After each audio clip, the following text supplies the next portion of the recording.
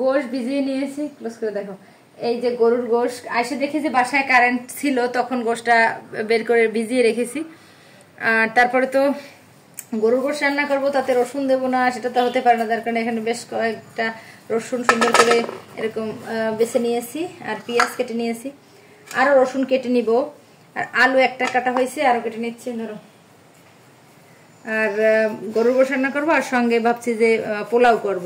মানে আবহাওয়া খারাপ, টেনশন হচ্ছে যে প্রকৃতিতে কি হয় না হয়, তারপরেও একটু এই ঠান্ডা আবহাওয়ায় হয় খিচুড়ি নাই পোলাও গোশ এগুলোই কিন্তু খেতে ইচ্ছে করে।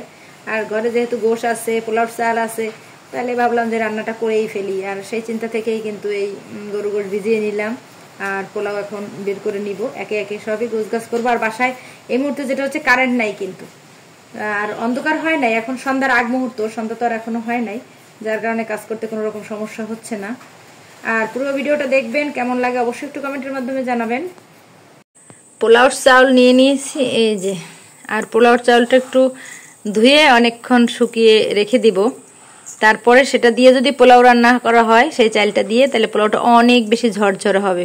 এটা একটা টিপস, যারা নতুন রাঁধুনি তারা হয়তো এটা জানেন না, কিন্তু এই টিপসটা ফলো করলে পোলাওগুলো একদম ঝরঝরে হবে। আমি এখন এটা ধুয়ে চালটা শুকিয়ে রাখবো। পেঁয়াজ আর রসুন একসঙ্গে করে বেটে নিচ্ছি, গরুর গোশে দেবো। আর গরুর গোশে আসলে পেঁয়াজ রসুন বেটে দেওয়ার দরকার হয় না, তারপরে খুব একটা বাড়ছি না, একটু মোটামুটি ভেঙে ভেঙে দিচ্ছি। আমার কাছে মনে হয় একটু ভেঙে ভেঙে দিলে কি হবে, গোশটা একটু মানে থকথকা ভাব আসে, একটু গ্রেভি গ্রেভি হয় বেশি, যার কারণে একটু হালকা করে ভেঙে ভেঙে দিব। 26শে মে মহাবিপদ সংকেত, মানে 10 নম্বর বিপদ সংকেত চলছে, রেমেলা ঘূর্ণিঝড়, মানে পূর্বাভাস, ঘূর্ণিঝড়ের পূর্বাভাস। আর এই যে সন্ধ্যার আগ মুহূর্ত, এখনো তেমন কিছুই দেখা যাচ্ছে না বাগেরহাট অঞ্চলে। বলছে যে সন্ধ্যা নাগাদ হয়তো উপকূলে আঘাত হানতে পারে, কিন্তু বাগেরহাটে এখন কিন্তু একদম সন্ধ্যার আগ মুহূর্ত, এখনো তেমনভাবে কোনো কিছুই ঘূর্ণিঝড়ের আমরা আসলে বুঝতে পারতেছি না, শুধু হালকা হালকা বাতাস এবং প্রকৃতি অনেক ঠান্ডা। কড়াইতে তেল দিয়েছি, আর একে একে সব মশলাগুলো দিব। এই যে পেঁয়াজ আর রসুন আর জিরা, এটা তো বেটে নিলাম। একটু বেশি পরিমাণ দিলে কি হয়, আমার কাছে মনে হয় কি যে থকথক একটা ভাব আসে গোশের ভিতরে, এই জন্য মশলাটা আমি একটু বেশি দিতে চাই সবসময়। আর এর ভিতরে আছে আদা, ব্লেন্ড করা ছিল, ফ্রিজ থেকে বের করে নিয়েছি। আর এইখানটা আছে সব থেকে সেই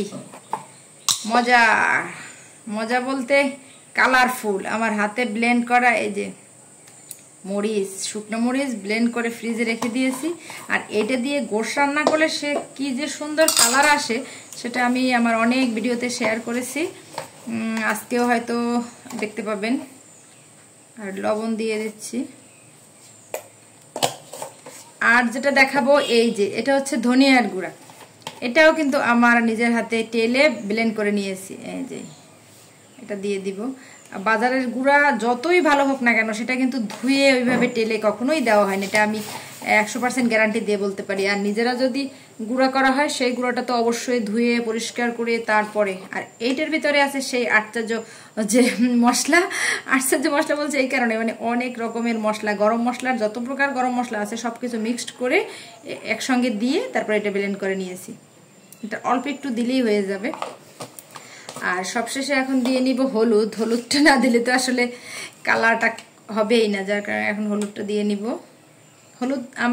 হলুদটাও কিন্তু নিজের ভাঙা, মানে নিজে বাড়িতে এনে ধুয়ে পরিষ্কার করে তারপর বাজার থেকে ভাঙিয়ে নিয়েছি। হলুদটার কালার কিন্তু অনেক সুন্দর আছে, কিন্তু মরিচটার কালার কেন জানি খারাপ হয়ে যায়। সব কিছু দিয়ে দিলাম, এবার হাতে মেখে দিব, একদম হাতে মেখে গরুর গোশ রান্না, সে কি মজাই মজা। বিসমিল্লাহ। আর কড়াইতে রান্না করলে একটু বেশি সময় ধরে ধীরে ধীরে রান্না করা যায়, স্বাদ বেশি লাগে। ভালো করে হাতে মেখে নিব। গোশ কিন্তু ভালোভাবে কষিয়ে নিয়েছি। আর যে কোনো গোশই কষানোটা ভালো হলে কিন্তু খেতে আসলেই অনেক ভালো হয়। এই যে ইন্ডাকশনে দিয়েছি, যার কারণে কিন্তু ননস্টিকের কড়াইতে দেওয়া হয়েছে। প্রথম ভাবছিলাম যে গ্যাসের চুলায় দিব, পরে ভাবলাম যে না, গ্যাসের চুলা থেকে ইন্ডাকশনে বেশি ভালো হবে, ধীরে ধীরে হবে, একদম সুন্দর করে আস্তে আস্তে কষে যাবে। এই মুহূর্তে ফাইন কিন্তু একটা ঘ্রাণ বেরোচ্ছে। আর এই যে আলু আর রসুন এগুলো ধুয়ে টুয়ে রেখে দিয়েছি। এখন একটু পানি দিব, পানি দিয়ে আবার একটুক্ষণ কষিয়ে তারপরে আলুটা দিয়ে দেব। গরুর গোশত ধীরে ধীরে রান্না করলে বেশি টেস্টি হয়, তাড়াহুড়ো করে রান্না করলে আমার কাছে ভালো লাগে না।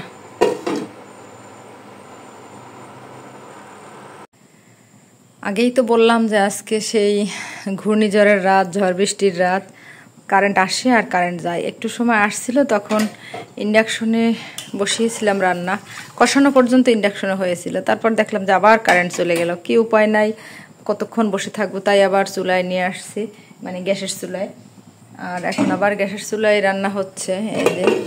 আর আমি পোলাওটা সবসময় এরকম রাইস কুকারে বসিয়ে একবারে দিয়ে দিই, কোনো ঝামেলা থাকে না। কিন্তু আজকে তো কারেন্টের সমস্যা, তাই আর রাইস কুকারে দিতে পারলাম না, তাই সেটাও গ্যাসের উপরে দিয়ে দিলাম।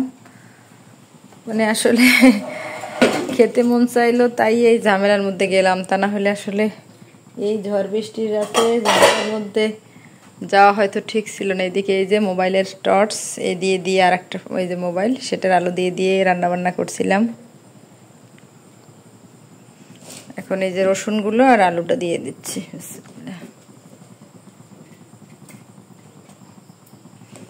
একদম এই মুহূর্তে বাইরেটা থমথমে, কোনো রকম বাতাসও নাই, বৃষ্টিও নাই, কেমন যেন একটা গুমোট ভাব, মনে হচ্ছে খারাপ কিছু হওয়ার একটা পূর্বাভাস। চুলায় দেব না বলেই কিন্তু হাঁড়ি চেঞ্জ করে নিলাম। এই হাঁড়িতে এই যে ননস্টিকের কুকার রান্না করতে অনেক দেরি হয়, যার কারণে আমি ভাবলাম যে ইন্ডাকশনে দিয়ে দিই। এখন তো আবার এখানেই দিতে হয়েছে, বাধ্য হয়ে, কি কিচ্ছু করার নাই। যাই হোক, পরিস্থিতির শিকার। 10 নম্বর মহাবিপদ সংকেত চলছে, ঘূর্ণিঝড় রেমাল আজকে রাতেই নাকি আঘাত হানবে আমাদের এই মানে দক্ষিণাঞ্চলের, এরকম একটা সম্ভাবনা থেকেই কিন্তু কারেন্ট আসছে যাচ্ছে বাগেরহাটে। এই কষ্টের মধ্যেও, মানে কষ্ট ঝামেলা সবকিছুর মধ্যেও মনে চাইছিল যেহেতু গরুর গোশত রান্না করি, আর সেই অবশেষে আমি সফল হলাম। গরুর গোশত রান্না শেষ, একদম কমপ্লিট, পুরোপুরি রান্না শেষ। আর এপাশে এই যে কারেন্ট ছিল না, যার কারণে আমি গ্যাসের চুলাতেই পোলাওটা রান্না করে নিয়েছি, একদম ঝরঝরা পোলাও। আর এখন চুলার জালটা বন্ধ করে দিব। আর এই যে আমার হাতের স্পেশাল একটা মশলা, সেই মশলাটা এখন দিয়ে দিব। খুব সুন্দর, কিন্তু প্রথম যেটা বলছিলাম যে কালারটা অনেক বেশি সুন্দর হবে, এর কারণ যে বাটা মশলার কারণেই কিন্তু কালারটা এতটা সুন্দর হয়েছে। এখন গরম মশলাটা দিয়ে আবার ঢাকনা দিয়ে জালটা বন্ধ করে রাখবো। আর এরই মধ্যে আমি কিন্তু সালাদটা কেটে নিয়েছি। সালাদ বলতে একটু লেবু, একটু শসা, আর আমার অনেক বেশি পছন্দ পেঁয়াজ গোশের সঙ্গে, সেই পেঁয়াজটাও কেটে নিয়েছি। আর এটা দিয়ে কিভাবে খাই সেটাও অবশ্যই আপনাদের সঙ্গে শেয়ার করব ইনশাল্লাহ। একদম ঢাকনা তোলার পরে এই অবস্থা। আর এপাশে তো এই যে সাদা পোলাও, বিসমিল্লাহ, খাওয়ার জন্য প্লেটে বেড়ে নিচ্ছি। বাইরে কিন্তু আবহাওয়া খুবই খারাপ, অনেক বেশি ঝোড়ো হাওয়া। হ্যাঁ, এখন তো রাত হয়ে গেছে, কিন্তু ঝোড়ো হাওয়া এখনো কিন্তু একদম অনেক বেশি বইছে।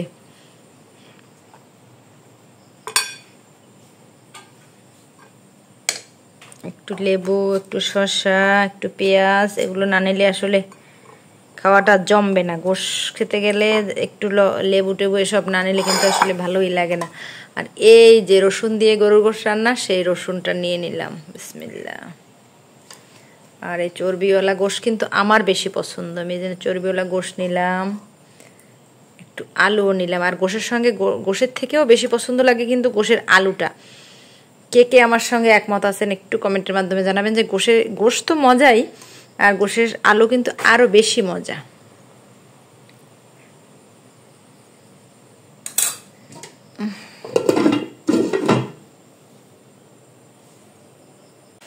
রান্নাবান্না শেষ। পুরো ভিডিওটা যারা দেখলেন তারা কিন্তু বুঝতেছেন যে কত কষ্ট করে রান্নাটা করা হয়েছে। কারেন্ট ছিল, আবার ছিল না, এরকম একবার ইন্ডাকশনে দিলাম, আবার গ্যাসের উপর দিলাম, এরকম অনেক ঝামেলা করে অবশেষে রান্নাটা কমপ্লিট করলাম। যখন স্কুল থেকে আসি বিকালে তখনই কিন্তু মনে হয়েছিল যে আজকে ওয়েদারটা কেমন ঠান্ডা ঠান্ডা, আর এরকম ওয়েদারে কিন্তু গরুর গোশার পোলাও খেতে বেশি ভালো লাগে। আর সেই চিন্তা ভাবনা থেকেই কিন্তু অনেক কষ্ট করে স্কুল থেকে আসার পরও অবশেষে রান্নাটা করে নিলাম। আলহামদুলিল্লাহ অবশেষে রান্নাটা শেষ হয়েছে, এখন খাওয়ার পালা। এই যে বিসমিল্লাহ বলে একটু খেয়ে নিই। আলুটাই দেখাবো, গোশের আলুটা যে কত সুন্দরভাবে গলে গেছে। এই যে প্রথমে আমি আলুটা দিয়ে একটু খেয়ে নিব। বিসমিল্লাহ। সঙ্গে একটু পেঁয়াজ না হলেই হয় না।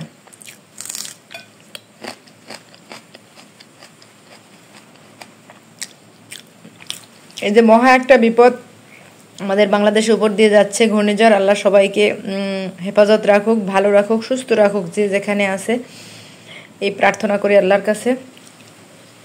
হয়তো আমি মজা করে খাচ্ছি আর এই মুহূর্তে কেউ অনেক কষ্টে আছে, এটাই স্বাভাবিক। একদিকে একজনে আনন্দ করে, অন্যদিকে আরেকজনে কষ্টে থাকে, এটাই প্রকৃতির নিয়ম। তারপরও আল্লাহর কাছে বলি সবাই যে যেখানে আছে ভালো যেন থাকে, সুস্থ থাকে, সবার জন্য সেই সুস্থতা কামনা করব এবং আমাদের জন্য সবাই অনেক অনেক দোয়া করবেন। এতক্ষণ ধৈর্য ধরে পুরো ভিডিওটা দেখলেন, সবাইকে অসংখ্য অসংখ্য ধন্যবাদ।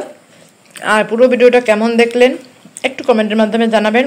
আর আমি যে কথাগুলো বললাম, যে এরকম বাইরে যখন গুড়ি গুড়ি বৃষ্টি পড়ে তখন যে একটু স্পাইসি খাবার, একটু মজাদার খাবার খেতে মন চায়, সবারই কি এটা মন চায় কিনা সেটাও একটু কমেন্টের মাধ্যমে জানাবেন।